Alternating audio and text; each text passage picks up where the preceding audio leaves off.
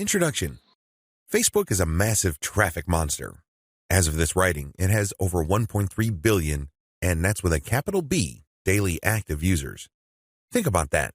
Over 1.3 billion people using the same website day after day. On top of this, it continues to grow. Also, when people are on Facebook, they pretty much stay there, and they view page after page of content. In fact, on a month-to-month basis, as of 2017, Facebook has slightly over 2 billion monthly active users. Of all Americans, 79% use Facebook at some level or another. If this wasn't impressive enough, the next platform that gets the highest percentage of American users is Instagram, which is owned by Facebook. Instagram clocks in at 32% of American usage. Among U.S. residents, 53% reportedly use Facebook several times a day. In terms of the world's total population, more than 22% of people on the planet use Facebook with some level of frequency. The point is, Facebook is a massive traffic monster. You really can't afford to miss out on Facebook and its marketing potential. If this wasn't impressive enough, wait, it gets even more mind-blowing. Once people log into Facebook, the system basically keeps tight surveillance on them. And the crazy thing is that this is all done with their permission. When you sign up for Facebook, there is a user license agreement that you must consent to. Unless you read the fine print, you wouldn't become fully aware that once you sign in, every like, comment, share, as well as pages that you liked and even ads that you clicked will be monitored by Facebook. It's as if by watching your behavior, Facebook can make educated guesses as to what your interests are and can then show you advertising that fits those interests. Sounds pretty fair, right? Well, this extends across the board. That's right. Every group you join, as well as interactions on Messenger, are monitored, tracked, and targeted by Facebook. This is not lightweight targeting, mind you. When it comes to fine laser targeting of demographic groups based on individual user behavior, nothing even comes close to Facebook. As awesome as these traffic statistics, advertising technologies, and promotion potential may be, I've got some bad news to report. Too many businesses still fail to fully leverage Facebook. This training teaches you the best ways to promote on Facebook. It also gives you step-by-step instructions so you can engage in Facebook marketing with a higher than average chance of success. 10 common Facebook marketing mistakes. There are very common marketing mistakes that even promotion veterans commit on Facebook. It seems like even the very best of us are not immune to these common mistakes. It's a good idea if you want to save a lot of time, effort, and money at this point to become aware of these mistakes. This will decrease the likelihood that you will probably commit these same errors. Starting off paid campaigns with a bang. Do not start off your paid campaigns with a bang. Start with a free campaign first. Build your audience organically. Get some consumer intelligence. Then you should have the information you need to put together an experimental paid marketing campaign. Start low and slow. The worst thing you can do is to jump in with a massive budget and absolutely no clue. Starting a paid campaign with an immature page. If your page is very new or there's really not that much engagement yet, you might want to hold off on a paid campaign. You simply don't have enough target audience profiling information to base a successful paid campaign on. Using mass content posters with discovery tools. Many marketers use some sort of one-size-fits-all mass promotions tool for Facebook. They would discover all sorts of Facebook groups and pages, and then they would use this tool to spam those areas. Don't do that. You're not doing your brand any favors when you do that. All you're really doing is you're spamming. It's only a matter of time until you get banned. Promoting direct affiliate links or direct sales page links. There's an old saying, you can lead a horse to water, but you can't make it drink. By the same token, you can get a lot of people on Facebook to click on your links, but don't expect them to convert once they go to that affiliate sales page or your own direct sales page. Why won't people buy? After all, they did click on your ad, right? Answer, they haven't been properly qualified. In many cases, they click out of curiosity. Maybe they clicked by mistake. Whatever the case, you still did not get a sale. Posting direct links is not the way to go. You have to build confidence. You have to build trust first. Pulling random content and curating them based solely on keywords. You can't be lazy and just set Facebook publication tools up to just pull any and all content from Facebook that has something to do with your keywords and then just blast them out. You're just spamming when you do that. You have to be very deliberate and careful regarding the kind of content, whether curated or not, that you will associate with your brand. Rotating and republishing the same content over and over again. Have you ever gone to a Facebook page and it seems like all the content got reposted over and over again within the same day? The idea behind this practice is that the more Facebook audience members see the content, the more likely they will click through. It looks like you're just spamming your page fans over and over again. Don't be surprised if they unlike your page. Wholesale optimization of ads. Another common rookie mistake on Facebook involves paid ads. If you notice that one of your ads is simply not performing, it's very tempting to just come up with a brand new ad by completely replacing the ad with something that looks totally different.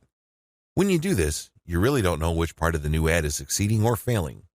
You're basically taking shots in the dark. If your ad's performance improves, you don't know what caused the improvement. You have to have some sort of strategy or method that will enable you to track where the improvement in your click-through and, ultimately, your conversion rates are coming from. Simply swapping out ads in total or in whole doesn't really give you the data that you need to make effective decisions. Copy and paste competitor ad strategy. Some marketers are so lazy that they would just look at their competitors and essentially just copy their ads. Of course, they're not going to copy word for word, but they still end up failing. How come? Well, your competitor spends a tremendous amount of money optimizing the ads that they're showing. Their ads work. However, you won't get a competitive advantage if you copy them wholesale. You can't just copy somebody's ad without knowing what you're doing. Indeed, only a certain portion of your competitors' ads truly deliver results. If you don't know what you're doing, you don't know what portion that is, so you're basically taking a wild stab at your ad's design. You may be saying the wrong things at the right time, or you're saying the right things to the wrong people. You end up failing. Quitting paid marketing too early. Many rookie Facebook marketers have a one-time, big-time mindset. They've heard of how awesome Facebook traffic is, so they put together some hard-earned, precious capital to run an ad campaign. If the campaign doesn't work out according to their expectations, they're too quick to pull the plug and quit FB ads altogether. Just because things aren't working out, it doesn't mean that you have to pull the plug on the whole thing. You can stop certain campaigns and start new ones and operate with the same budget. You can make modifications of your existing campaigns. Failing like a huge train wreck. Have you ever seen a slow-motion train wreck? It's quite sad because it's all too predictable, but you can't turn your head and look the other way. You want to know what's coming next. You know, at the back of your head, what exactly is going to happen, but it's so slow, so massive, that you just can't help but look. Your Facebook marketing campaign can proceed the same way. You know that the campaign is failing, but you can't quite put your finger on the cause. So you just go through the motions like a deer with its eyes caught in the headlights. Why not choose to learn how to fail quickly? Since you're not going to make 100% of your shots, learn to live with this fact and move on. Learn to fail quickly using a tiny budget. This way, you can run many different experiments. Even though the vast majority of them are failures, that's okay. You only spend a fairly small amount of money figuring out winning ads. Please understand the nature of the 10 mistakes above. Imagine yourself being in situations where these mistakes are likely to take place. Learn how to spot them well in advance. Prepare your plan B, should you find yourself committing these mistakes. The 8 most effective ways to market on Facebook. Let's get one thing clear. There are so many ways to market on Facebook. In fact, the only limit to how you can get people to go to your website or learn about your brand or cause is limited by your imagination. As long as you can post a link to an outside site doing something on FB, that activity is a potential traffic generator. Still, regardless of the huge amount of possibilities there are to market on Facebook, 8 stand out in terms of efficiency, effectiveness, and return on investment. This is just a broad overview of what I will describe fully in this training. Facebook page marketing, Facebook group marketing, influencer page outreach, paid page boost campaigns, paid traffic campaign, paid lead generation campaign, Facebook pixel retargeting campaign, how to optimize your Facebook ad campaigns. This is a nice mix of both free and paid promotion methods on Facebook. Facebook page marketing. One of the most obvious ways to market on Facebook is to set up a fan page for your business, your brand, or your cause. Facebook actively promotes this feature of its website. What it doesn't tell you is the fact that Facebook has been actively modifying its algorithm to the point that you're going to have very popular content for you to reach most of the people who have expressed interest in whatever it is you're promoting. Put simply, not all the people who liked your page will get to see your updates. In fact, in most cases, only a small fraction of those people will get to see your updates. Sadly, Facebook is actively working to limit the free traffic exposure you would get until you can prove to it that your content is really popular with your page's fans. Here are the steps you should follow to market on Facebook. Step number 1, find your competitors on Facebook. The first thing that you need to do is to avoid reinventing the wheel. You need to avoid trying to figure things out on a completely hit or miss basis. Instead, reverse engineer your competitors. Let them do your homework for you. How? Well, find them on Facebook and learn from what they are doing. Step number 2, get the industry standard look and come up with your own take. Every niche has an industry standard in terms of social media profile, brand appearance, and content strategy. The sooner you understand this, the sooner you will be poised to achieve social media marketing success on Facebook. The longer it takes you to learn this, the longer you will struggle. Understand that your niche audience has become familiar with how certain brands or websites are positioned on social media. If they can't make heads or tails of your social media brand, they probably would not like your page. It may seem weird to them because it seems so far off from the industry standard. Your job at this step is to figure out the industry standard look, content strategy, and other elements and come up with your own take. Step number 3, reverse engineer your competitors' content strategy and curate. Lots of business owners would post hot content on their social media accounts as well as their blogs. Sadly, 9 times out of 10 that content goes nowhere. People don't click on it, share it, comment, or otherwise engage. What these publishers are doing is basically gambling their content would resonate with their audience. Don't do that. Instead, pay attention to what your competitors are doing and look for patterns.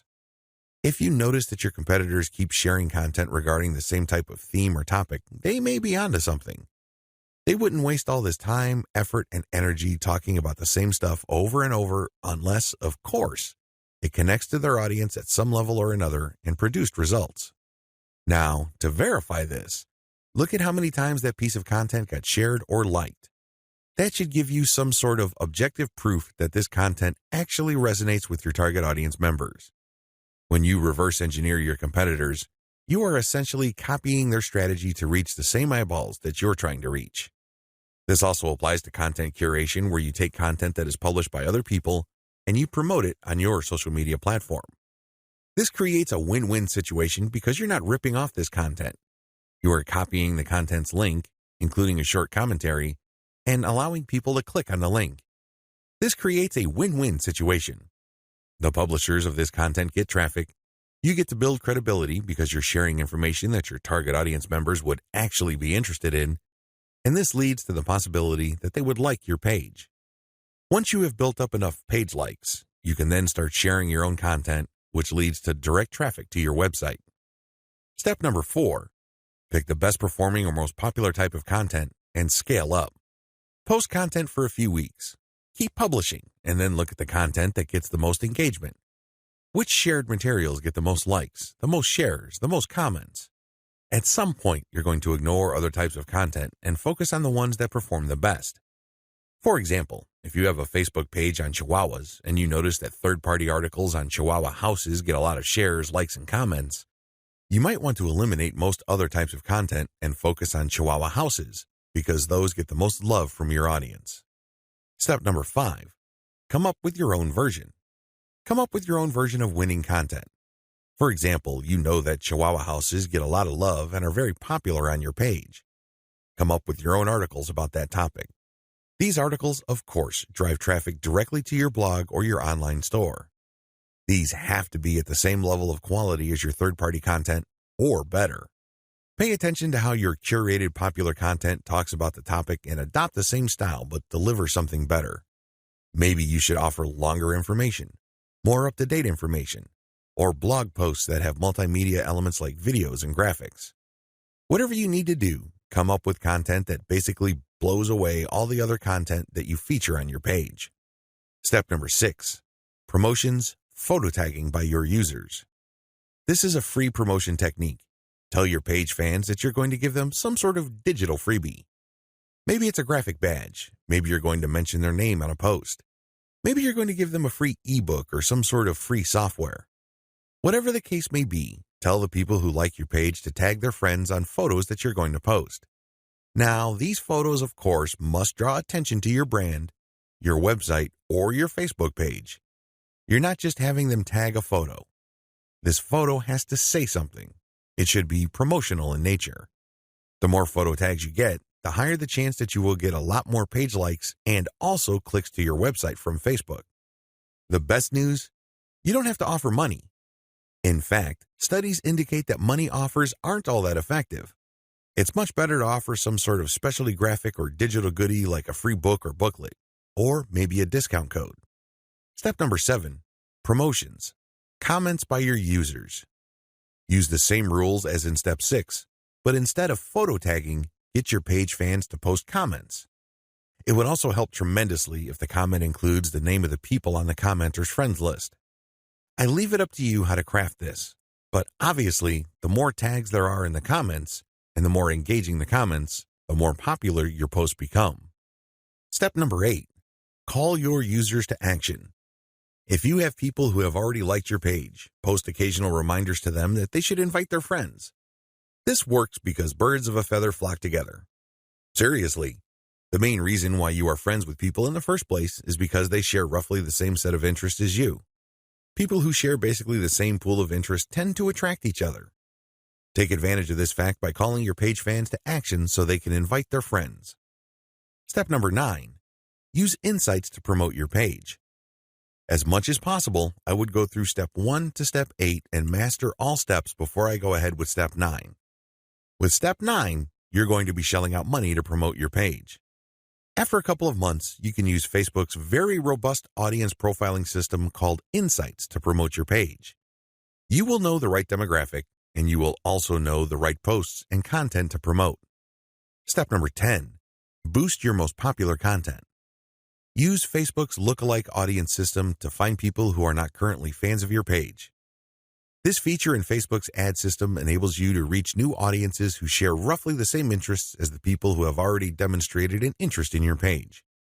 You're basically using Facebook's very powerful interest targeting system in terms of demographics and interests to get new eyeballs to your page. This can lead to more likes, which can lead to more readers of your content. From that point, you can then run targeted ads. Facebook group marketing. One of the most powerful ways to market on Facebook is through its group feature. Considering what's been going on with Facebook's algorithm for its Facebook pages, it's a good idea to have your own Facebook group as a backup. Although Facebook has been cutting back on the organic traffic it sends Facebook pages, it's still worth it to have a page because you get audience insights from it. Another great benefit of having a page is the fact that you can copy and paste content from that page to Facebook groups. When people see your content in a group, they not only see the content, but they can also see a like button. When they click that like button, you get a new Facebook page fan. The key benefit of having a Facebook group lies in visibility. Facebook has made it clear that they are tweaking their Facebook page to reward actual engagement.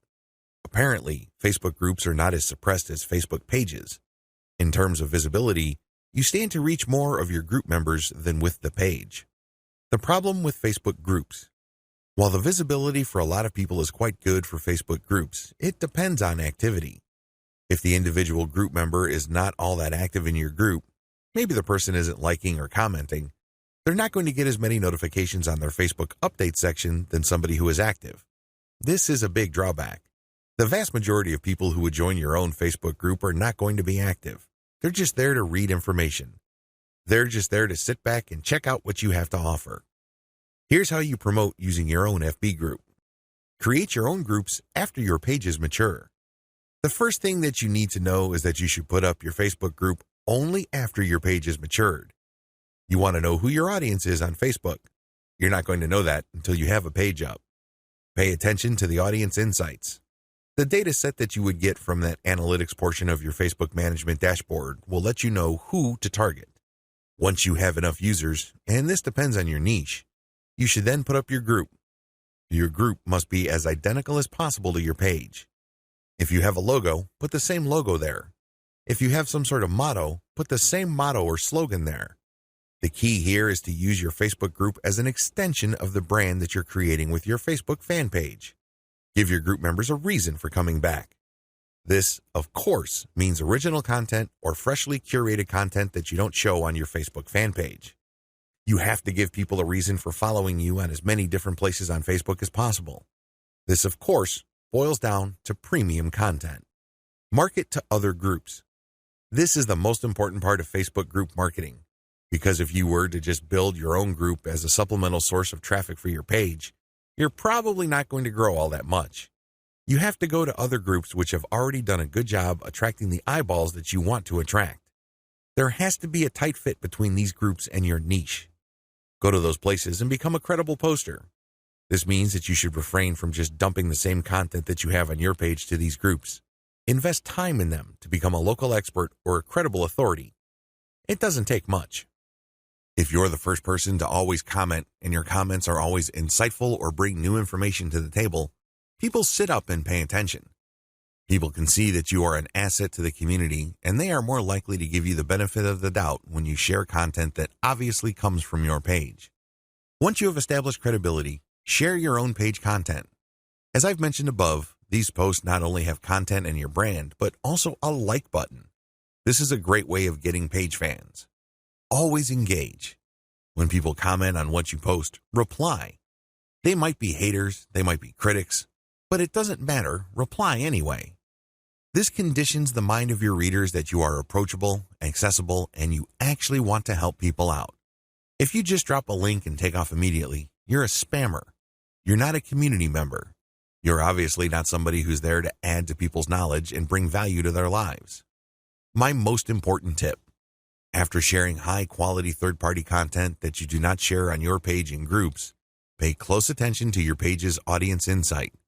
Find your most popular piece of content. Look for third-party content that is similar to that and see if you get a lot of positive engagement when you share that material. If this pans out, then use content from your site that fits the same themes as the tried and proven popular content on the Facebook groups that you're in, and use those to get page likes. Influencer page outreach. Influencer page outreach really boils down to creating allies. In your niche, you are sure to have competitors.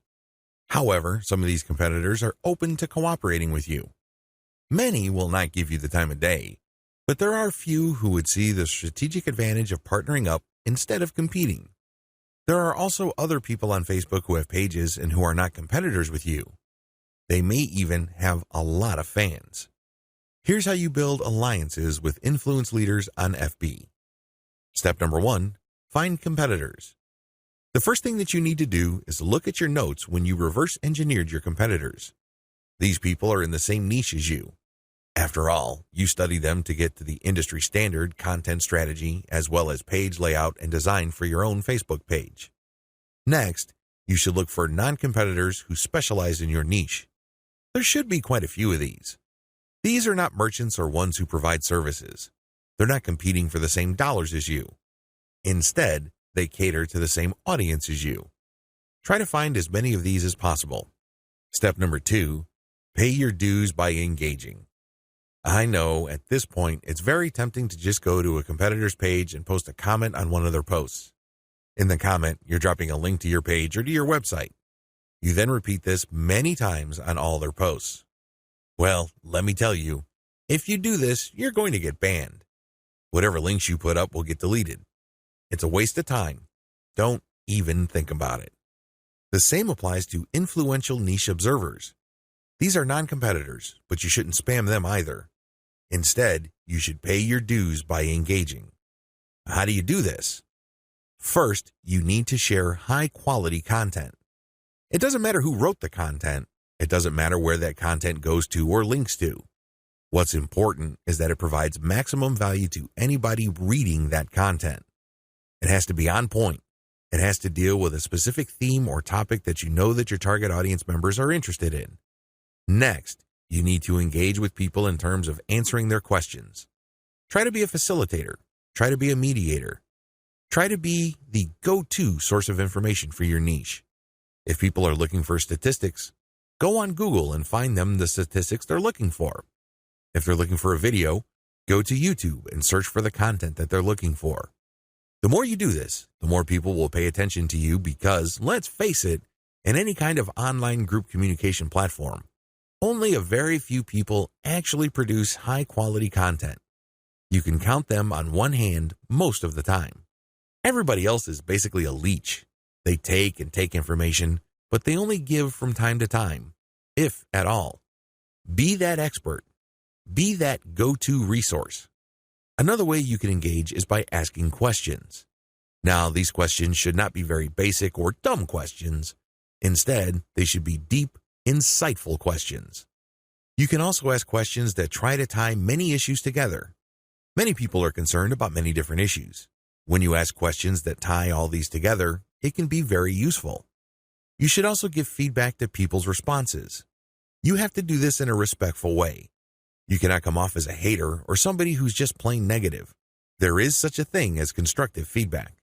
Remember, the name of the game here is to add value to the places that you're on.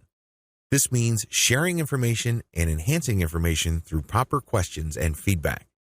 Step number 3, become credible, then reach out. At a certain point, people will start asking for you by name. People will try to reach out to you via Messenger. That's when you know that you have become an asset to these groups. That's when you know that you are on people's radars.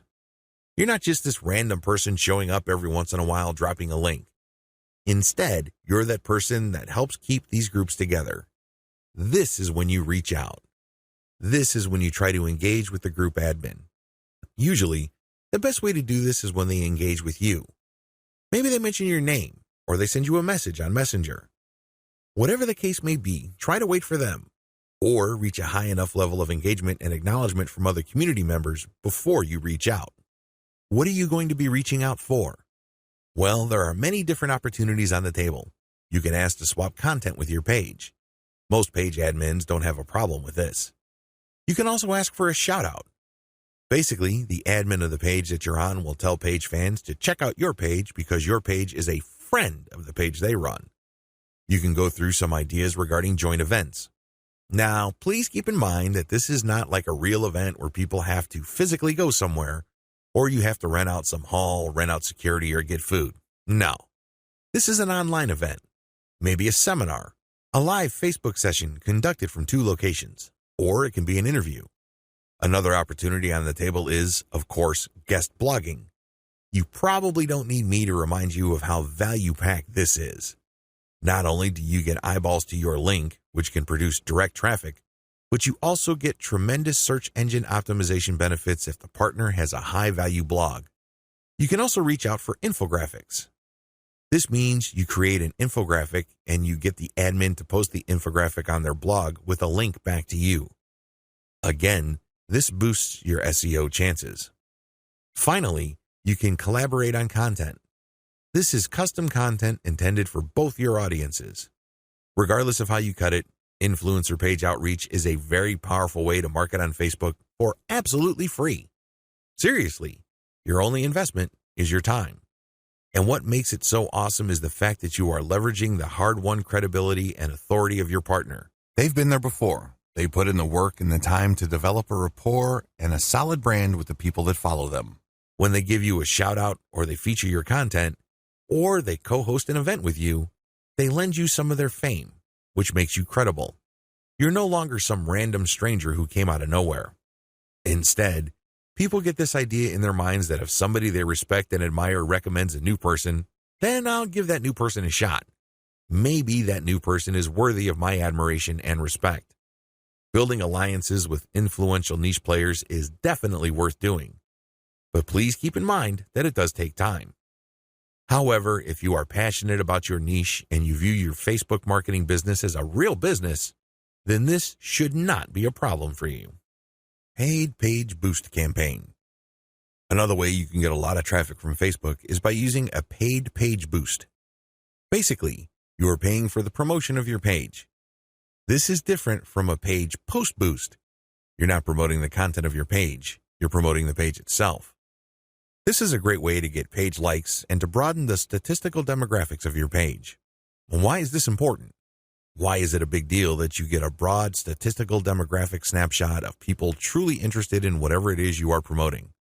You have to understand that Facebook works best when you target people by their interests. This is a bit tricky because if your page is statistically inaccurate as far as your niche is concerned, you probably would have a very faulty set of targeting parameters. You're not quite there when it comes to getting the interest of people you're trying to reach. This is why it's crucial that your page gets a truly honest snapshot of the range of interests as well as demographic information of the people who are actually interested in whatever you are promoting. This is hard to achieve if you are just promoting your page organically. Maybe you're not putting in that much time in getting the word out about your page. Perhaps you are just sharing the word on several groups that may not line up, demographically speaking, with your niche. Whatever the case may be, there might be a blind spot there. This is why I suggest that at least at a minimal level, engage in some sort of paid page boost campaign. Make sure your page is mature enough before you launch a paid page boost campaign. Make sure that your page has been around for a long enough time for it to build up enough user insight as well as engagement levels for you to accurately target the demographic you should begin with. This is important. If you're able to pull this off, then your demographics will help you run more successful campaigns involving your content or your direct traffic campaigns. These are campaigns that direct traffic from Facebook directly to your target website. You're going to do that primarily using a lookalike audience campaign. Make sure you're ready for a sponsored page ad buy. When you're buying a sponsored page ad campaign, make sure your page looks good. Make sure you're sending the right signals both in terms of graphics and text. You don't want to waste your money, so make sure that at least everything looks like it's ready to go. There has to be enough solid content on your page. This increases the likelihood that you will get a decent amount of page likes. Where does all this lead to? As I have mentioned above, if you get a lot of page likes, you will be able to target your intended audience better. In addition to that, you may be able to increase your reach because the more people that like your page, the bigger your base visibility becomes. If a lot of those people actively engage with your content, that percentage increases, but you're still dealing with the reality that your content will only reach a fairly small percentage of the people who have expressed interest in your content. When you increase the total amount of likes you get, you still have that same small percentage, but the raw numbers are bigger. Believe me, 10% of 100 is definitely going to be smaller than 10% of 100,000. Which position would you rather be in? This is why it's always a good idea to build up your page likes. Hand in hand with this is the fact that you can profile your users better, as I've mentioned above. This higher level of profiling paired with better content management and targeting on your part can lead to more content visibility. How come? Well, your reach can increase because of higher engagement levels. If you pay attention to what kind of content people really like on your page, and you produce more of that content and you fine-tune it so people are more likely to engage with it, this can increase your organic reach. This makes your content more visible. What is engagement? Well, people can share your stuff. They can like, they can react, they can comment. Whatever the case may be, get them to do it. And the best way to do this, of course, is to make sure that the right people are attracted to your page and you put the right content in front of the right eyeballs. Unfortunately, this doesn't happen overnight. It is neither smooth nor easy. It's one of those things that you figure out on your own on a trial and error basis. But you do have powerful tools like Facebook's Audience Insights to see which content is resonating with your audience members. You can't just set this up and forget about it. You have to actively monitor it. You have to look for patterns. But the crucial ingredient to all of this is that your page gets enough likes. That's why you have to promote it at some point. Paid traffic campaigns. For this section, I'm defining paid traffic campaigns in two forms. I can pay to boost the post, or I can pay for direct traffic to my target website. Please note that I have presented this information in that order. Boost posts first, and then pay for direct traffic. There's a reason for this. If you don't master Facebook's traffic to your page posts, then it doesn't make sense to go directly to your target website. You probably are going to spend a tremendous amount of money, time, and effort only to have very little to show for all that. It's better to boost a post in a strategic way so you can understand what kind of content connects with your intended audience. You will then be able to drive traffic to your website. You're actually killing several birds with one stone. By focusing on boosting a post, you can get more page likes, You can get more branding opportunities, and you can also get click-throughs to your target website in the form of a content link. Here's how it works. Post boosts. First, target a lookalike audience based on your user insight demographic. In other words, Facebook is going to show your ad to a fresh set of users who share the same demographic details and interests as your current page fans. People with these similarities are more likely to like your content. You're not going to pay Facebook to show your post to people who have already liked your page. Instead, you are trying to get fresh eyeballs to your page posts. You do run quite a bit of risk. Existing audience post boosts. The next option you have available to you is to boost your post to people who have actually liked your page. These are your actual page fans. They know roughly what you're about. They like your content enough to like your page. They're expecting your content. Unfortunately, like I said earlier, Facebook only shows your content to a small fraction of people who liked your content. Unless your fans select see first when they like your page, Facebook will use its natural algorithm to select the initial group of eyeballs that will show your page content. If enough people engage with your content, then Facebook will show even more of your page fans to your content. However, it's never going to show it to 100% of your fans. That rarely happens. This is why it's a good idea to boost your post to reach more of the people who have liked your page. The upside to this is these are not virgins. They've seen your page. In fact, they've seen it and liked it so much that they have clicked the like button and want to see your content. At least you know that there is some sort of interest there. Still, please understand that while there is a certain degree of familiarity there, and this increases the chance that these people will actually engage with your content and possibly click through to your target site, that isn't exactly guaranteed. Existing audience plus their friends. As the old saying goes, birds of a feather flock together. Friends usually have shared interests. In fact, if you think about it hard enough, that's the main reason we became friends in the first place. We have certain interests in common. We have certain things to talk about, and that's why we're friends. Makes a lot of sense, right? Well, you can apply that to Facebook marketing as well, because this can produce a tremendous amount of marketing opportunities. Since your page fans also have friends on Facebook, you can buy a post boost that shows your ad not only to your fans, but to their friends as well. This is my favorite when it comes to post boosts because it is a cheap way of getting clicks to your target site. You reach a much wider audience. Please understand that if your page has a fairly small number of likes, even if you boost post after post, you only have a small base to work with. Now, if you expand that base by including your existing audience plus their friends, you have a lot more people to work with. You are operating with some level of confidence because you know that friends usually have shared interests. This translates to possibly cheap clicks to your target site. The best way to do this is to post a link directly to your content or to your promotional page on your website with some content. This way, when someone clicks through, they go straight to your website. They can read your commentary and some preview text, but the text should call them to action. This is the cleanest way to get direct traffic cheaply using post boosts targeting your existing audience and their friends. Direct traffic to your target site. The next option is to promote a target URL directly. It doesn't show a post from your page. It just goes directly to your target website paired with a picture. This is the direct traffic option on Facebook. To become successful with this, you have to use the lookalike audience based on your engaged users' insight data. In other words, your Facebook page should be mature enough for you to get solid consumer intelligence that you can then use to target potentially interested audiences on Facebook. That's the best way to do this. There are other ways. You can run raw targeting. Basically, you're not relying on user insight. Instead, you're just looking for an age range and a geographic location.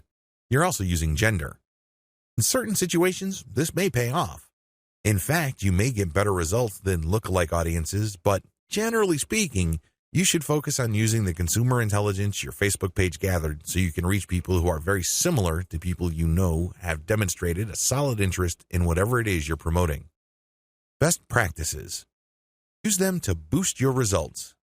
First, run small tests. This enables you to fail quickly. People who really know their way around Facebook run campaign after campaign after campaign until they're able to connect the dots and come up with a campaign that actually works. This is why you need to run small, cheap tests so you can easily see which campaigns are working out and which ones have failed. Next, make sure your budget is low. Usually, when I run a dollar campaign, that is good enough for me. $1 a day for 7 days a week, that is good enough for me to see if an ad has potential. So, I would run several ads. We're talking about $70 for 10 ads running at the same time. Third, focus on what works. Let me tell you, when you run many small tests, the winners stand out. Either they get clicks or not. That's the bottom line. However, at this stage, you're not just looking for clicks. You're not just looking for an ad campaign that gets a lot of attention. Instead, you're also going to look for an ad campaign that actually delivers conversions. You're going to have to set up your Facebook pixel to your target website so you can track whether traffic from Facebook went all the way through. I'm not just talking about traffic produced when people click on your link and they go to a content page and they leave. That's worthless. That's not going to help you. That traffic has to go to the content page, go to the sales page, and eventually make it to the shopping cart. That's when you know your campaign actually has traction. Focus on what works. Focus on what gets a high click-through rate paired with a conversion rate. However, to get there, you're going to have to burn through many ads. This is not going to jump out at you. It's not going to be obvious. It's not going to be easy. Once you have identified that ad and you've fine-tuned it, then scale it up. That's how this works. Basically, you focus on what works and then pour real money into it. Paid lead generation campaigns. Did you know that on Facebook you can collect email? That's right, you can collect leads. It's pretty straightforward. You can run ad campaigns with a lead collection button. It can be find out more, sign up, or other language. Regardless, if you're running this type of campaign, it must be highly targeted. It's really important that your targeting is spot on. I put this part of Facebook ad marketing at this point in the list of marketing methods because this takes quite a bit of work. You should be quite familiar with Facebook before you even try this. You should know your way around Facebook's ad system before you engage in paid lead generation because it can get quite expensive. If your ad doesn't get many clicks or it's super finely targeted, you don't really have that many people to work with, and this can drive up your costs. You have to know how to optimize your ad campaigns on Facebook for this to make sense. You can optimize on many levels. There are 3 levels you can optimize. Level 1, you can tweak the freebie you're giving away. This is the free stuff that you're giving away, so people are motivated to enter their email address into your form. Maybe you're giving away free membership access. Perhaps you're giving away a booklet or a book or a report, a set of templates, a set of graphics, possibly even giving away software or a mobile app. Whatever the case may be, you are giving out freebies, and you need to optimize these. What I mean by that is the freebie that you give must motivate the most people in your target audience to sign up for your mailing list. This is not easy. You cannot assume that just because you think that your booklet is awesome or is the next best thing since sliced bread doesn't automatically mean people will agree with you. It doesn't work that way. You may have to switch from one freebie to the other until you get a high enough sign-up rate that would tell you that the freebie that you have selected is the right one. Thankfully, this is fairly easy to do with Facebook. You basically run different ads that offer different premiums. Level 2. Level 2 optimization focuses on optimizing your ad copy. As I've mentioned above, lead generation campaigns on Facebook can and do get very expensive. It seems like you're doing all this for basically a handful of emails.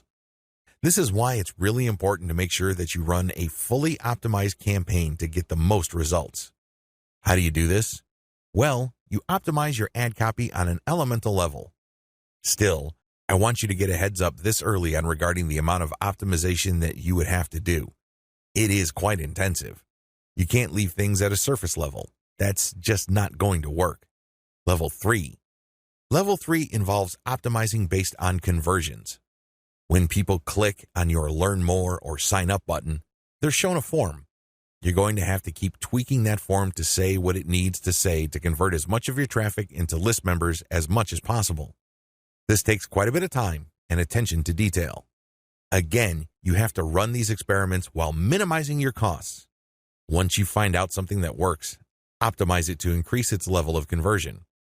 Once you have picked a winner that cannot be optimized any further in terms of conversion rate improvements, that's when you scale up. That's when you pour in the dollars to reach as many people as possible to boost your mailing list sign-up. Facebook Pixel Retargeting Campaign. Facebook enables you to put their tracking pixel on your website. It will then track when people go on your site. If people end up at your shopping cart, for example, you can then run an ad reminding people about your site or reminding people about the products that they almost bought. They see these ads on Facebook. Whatever the case may be, Facebook pixel retargeting gives you another bite at the apple. One of the biggest problems with e-commerce is that prospective buyers abandon their shopping carts. A large chunk of these buyers simply decide at the last minute or at some point in the buying process to dump their shopping cart. They don't follow through. This is where the retargeting campaign begins. It's basically a way of reminding people who have already expressed an interest in whatever it is you're offering to come back. If anything, you recycle traffic that you have gotten from Facebook. Another benefit of this technology is that it pulls traffic from Facebook that you did not get from it originally. For example, if you did an independent marketing campaign completely free of Facebook, but you put a Facebook retargeting pixel on your page, when people from that independent campaign, maybe it's a forum promotion or search engine optimization or another social media platform or whatever source, go back to Facebook to check their accounts, your ad will show up. Sounds awesome, right? These are all possible through a Facebook pixel retargeting campaign. There are 2 steps to it, and it's pretty straightforward. Install Facebook Pixel on your website. The first thing that you need to do is to install the Facebook tracking pixel on your site. To do this, you just go to Facebook's business section and look for their pixels instructions. It's pretty straightforward. Even if you're using WordPress as your content management system, installing Facebook Pixel is a breeze. Next, you need to make sure that you drive traffic to your site. This means that you have to let traffic flow to your site for quite some time before you launch a retargeting campaign. It's not a good idea to launch a campaign as quickly as possible. You have to have enough targeting pixels installed in people's browsers for this to make sense. Otherwise, there are just not enough people to work with. Now, keep in mind that if you are in a niche that has generally low traffic levels, then you would have to conduct your campaign even though the overall traffic flow to your website is fairly low. Run ads on Facebook for retargeting. The ads that you're going to run for Facebook pixel retargeting are going to be a bit different from the normal boosted posts or picture links that you run on Facebook. Instead, these are going to try to achieve 2 things. You can remind people about what they did. Maybe they wanted to buy something, but they changed their mind at the last minute. Perhaps they were reading some sort of conversion article and were about to enter their email address, but they didn't. Whatever the case may be, you're reminding them to come back to what they were doing before. The other thing that you can do with your Facebook pixel retargeting campaign is to pull people deeper into your website. Usually, a website is composed of 2 parts. The first layer is the content layer, meaning you're trying to get people to know about the problem, like your particular solution, and eventually trust the solution enough so they can buy. The other part, of course, is pretty straightforward. It's all about buying. But there's a complication. A lot of people would go through the content layers, but they never make it through to the actual buying part. They never make it to your conversion page. This is where retargeting ads that pull people deeper into your website makes a lot of sense. For whatever reason, somebody reading an article on your site decides to close the window and get out of your site. You can run ads that tell them about content, but another piece of content that is related to what they were reading before. This pushes them further down the conversion funnel. Alternatively, you can run an ad that promotes your conversion page. Basically, what you're saying to the prospect is you've figured out what my website is about, and you have a clear understanding of what I have to offer. Maximizing your results from Facebook pixel retargeting. I suggest that if you want to maximize the results you get from retargeting, promote your squeeze page. That's right. Promote the page that recruits people to your mailing list. Usually there's some sort of freebie. There's usually some sort of book or booklet that you're giving away so people can enter their email address. Whatever the case may be, push the squeeze page. Don't dump them to your sales page unless, as I have mentioned above, they actually reached your shopping cart or conversion page and changed their minds at the last minute.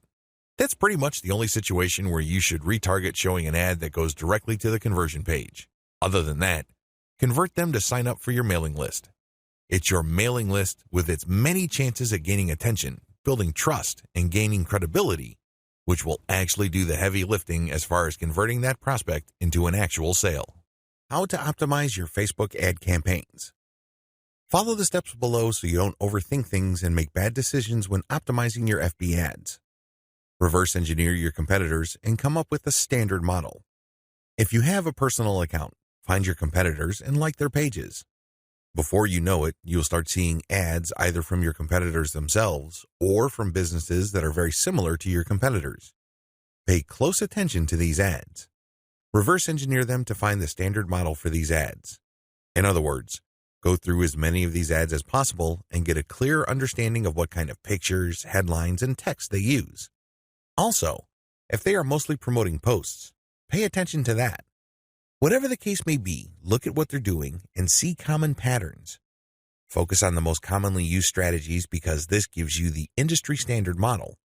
Don't get sidetracked by ads that seem so different, so new or so innovative because if they are so different from the industry standard model, they're outliers.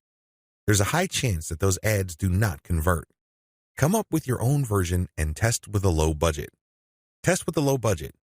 You don't want to burn through a tremendous amount of cash during the testing process. There will be a time and place for you to get crazy with the budget, but now is not the time. Create variations and test. Now that you have come up with your own version of the standard model, create variations of it and then run low-budget tests. Do not do this randomly. Do not do this based on your feelings or impulses. Instead, you have to follow certain rules on how to create variations. Otherwise, you wouldn't know which part of the ad accounts for its greater success. I've seen this happen many times. In fact, I've committed this mistake before. I would take an ad and test it. I would notice that it's not getting that many clicks, so I'd change half of the ad. Maybe I changed the picture and then the headline, or I would change the heading and the description. Whatever the case may be, I would change half of the ad, and sure enough, it would improve. But when I try to improve things again by changing the other half of the ad, it falls apart. You want to establish a way of effectively tracking which changes accounted for which improvement. By using this method, you can optimize parts that work to reach peak convertibility and then work on the other elements of the ad that could use some improvement. However, you have to do this in a systematic way. I've described this in the section below. Pick the winner and make further variations. Now that you have made variations of the original and you ran a test, there will be at least one winner. It gets the most clicks and conversions. Make variations of it and you run the test again. Keep testing until you find the ad that delivers the best return on investment. The end of this process is pretty straightforward. You keep making variations and you keep testing on the cheap until you find an ad that delivers the best ROI. In other words, it delivers the most conversions while costing very little money. I know it sounds like a fantasy at this point, but it is doable with testing. Scale up. Increase your ad budget to your winning ad to pump a massive amount of traffic to it. You should only do this when you are dead sure that you have a winning ad on your hands. In other words, you have tested it rigorously and have optimized it to the point that it cannot improve its conversion rate any further. That's when it's ready to go big time. Make sure you optimize on an elemental level. The big problem with the ad optimization method I described above is how do you know which part of the ad to change up? How do you know which part of the ad to optimize? Wholesale variations do not work. You can't just take an ad, see that it doesn't work, replace it with a completely different ad, see that it doesn't work, and then repeat that process. Even if you're spending very little money, it still burns a tremendous amount of time, effort, and opportunities. You need to have a better way to turbocharge your results. Vary on an element-by-element basis. I would take an ad, and I would restrict my optimization to a specific element of that ad. Every ad actually has many elements. There's the graphics, the heading, the description, the link. I would start with one element, and I will come up with different versions. The most obvious part is the picture. So I'd play around with the different pictures and see which gets the most clicks. I would then come up with a variation of that picture and see if I can improve my click-through rate. Again, I'm spending very little money here. I just want to see an improvement in click-through rate for that element that I'm varying. Once I have reached a plateau and I can't improve any more on that element, I would then switch to another element. For example, if I'm running a campaign for dog food and I notice that my best performing picture after a series of variations is a picture of a chihuahua that seems to be smiling, I will keep that picture, but then I will then switch to the next element of the ad, which is the headline. I would then keep varying the headline to see if I can improve the conversion rate of that ad. Once I've reached the ceiling or a plateau for improvements in conversions due to headline changes, I then move to the description. Do you see how this works? You know that you have to vary an element if you keep picking the winning variation. You do this with small tests until the whole ad is optimized. After all elements have been optimized, scale up your ad buy. Once I've gotten an ad that converts much better than its original form, and I've gone through all the elements, now is the time to scale up. This is where I pour quite a large amount of cash into my Facebook ad campaign to boost traffic. Conclusion. Facebook marketing is a lot of fun because there are a lot of things to discover, but it can also get very expensive if you don't know what you're doing. Follow the 8 proven promotion methods covered in this training so you can start your Facebook promotion campaign on a solid path to success. Subscribe our channel, share this video your friends. Thanks for watching.